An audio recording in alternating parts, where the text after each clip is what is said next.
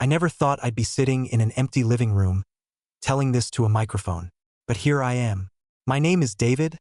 I'm 36. I live in Chicago, and I work as an engineer at a construction firm.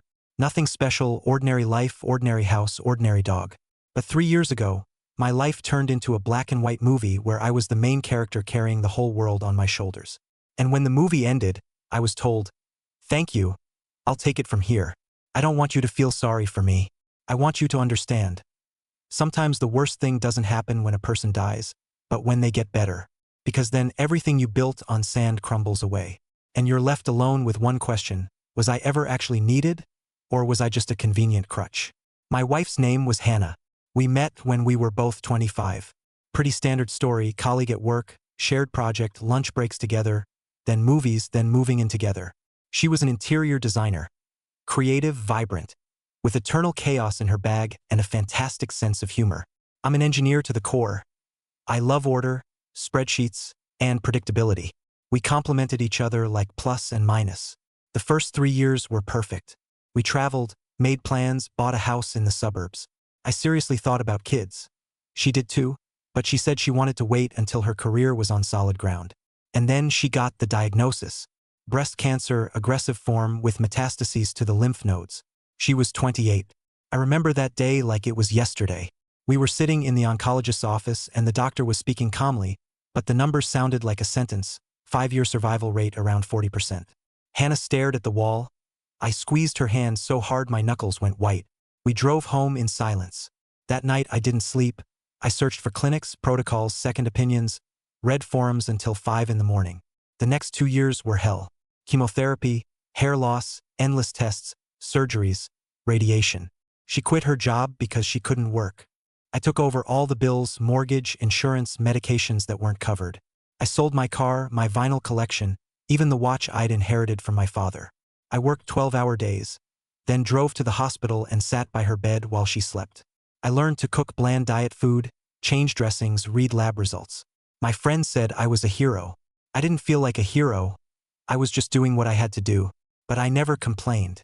Not once. I knew she had it worse. I knew she was afraid of death. And my job was to be a rock. And I was a rock. I hid my tears, my fears, my exhaustion. I stopped seeing friends, abandoned the gym, barely saw my parents. My whole existence revolved around her treatment. I didn't even notice time flying. And you know what the strangest part is? I didn't feel miserable. I had a mission to save her. And that gave me strength. After a year of intensive therapy, the doctor said remission. Not complete, but stable. She gradually started getting up, going outside, smiling.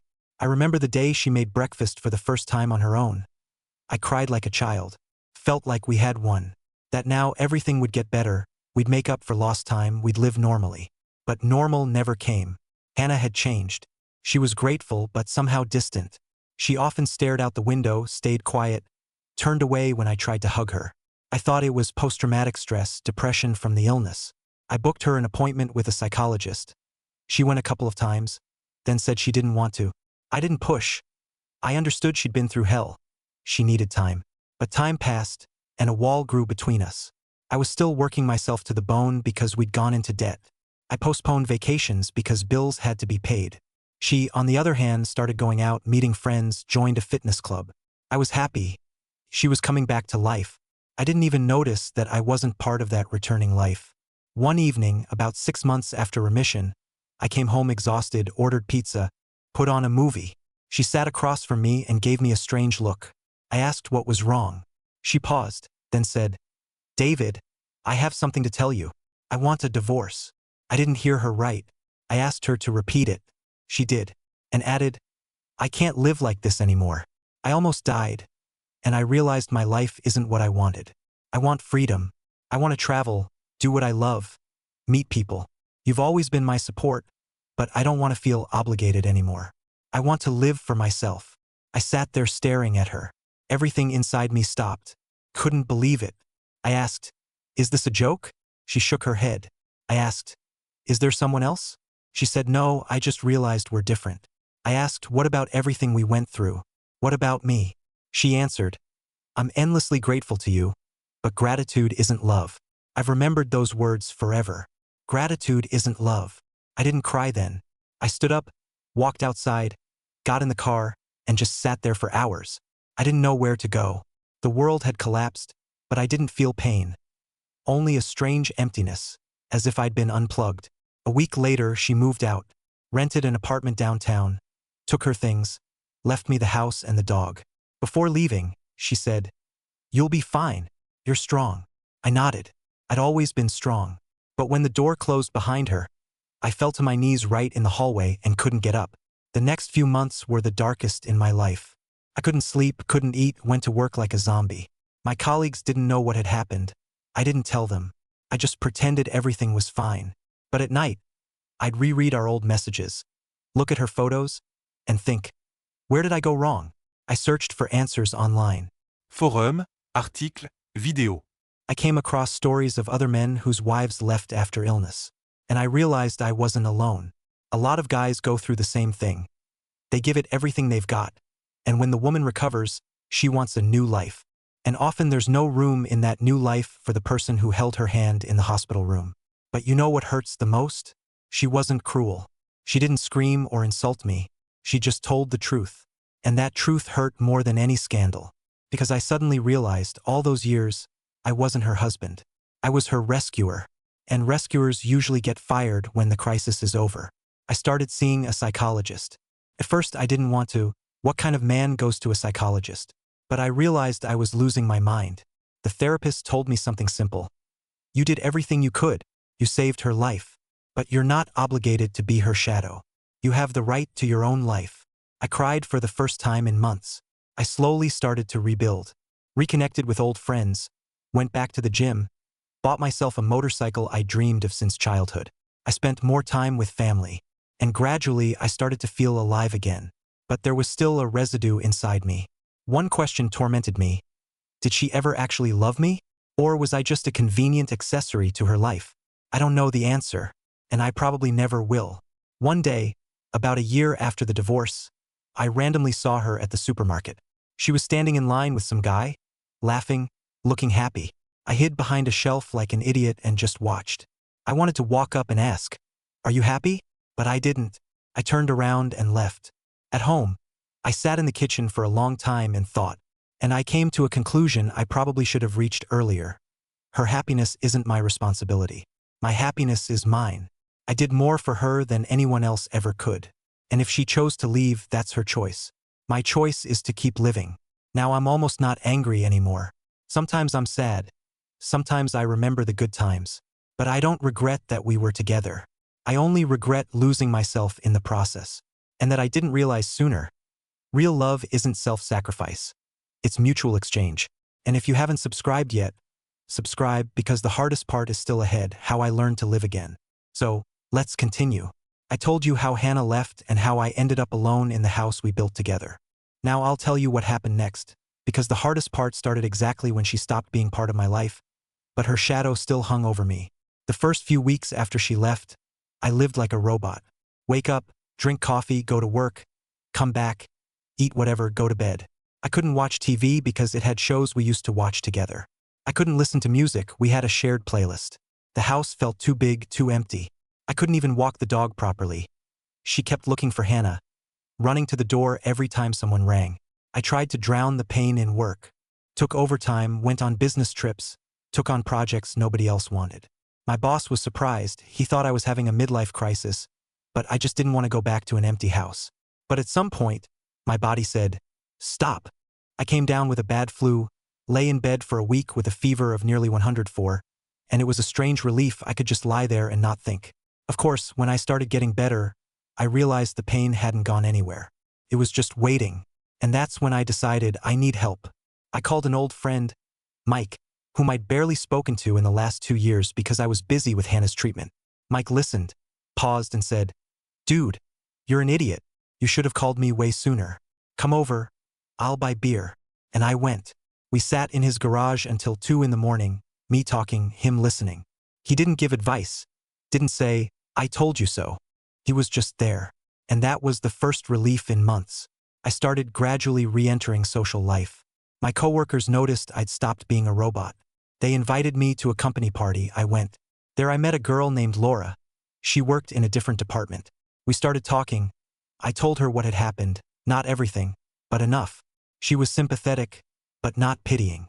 She said, "That sounds awful, but you're still young, and you have your whole life ahead of you." I smirked, but something stirred inside me. A few weeks later, we started dating. It was strange. I was learning to be with a woman again, but this time not as a rescuer.